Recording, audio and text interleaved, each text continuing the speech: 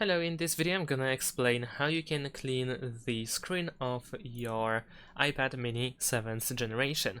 So in order to clean the screen, you can use a soft, slightly damp, lint-free cloth. You should definitely avoid getting moisture in openings, and you should not use window cleaners or household cleaners or something similar to that. So no chemicals or anything that could damage the screen.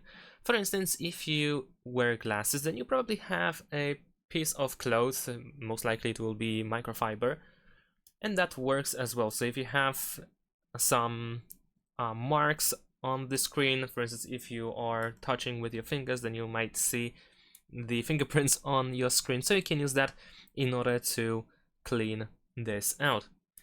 Now, I know that some people also try to wet the corners of the microfiber fiber cloth, and then of course you definitely want to squeeze most of the water out. Definitely you need to be careful with water. You don't really want to use too much water.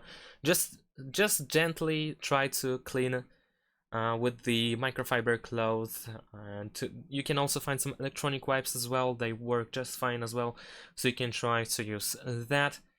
And that's pretty much it. So any lens cleaners or cleaners for glasses or just microfiber cloth in general should work just fine.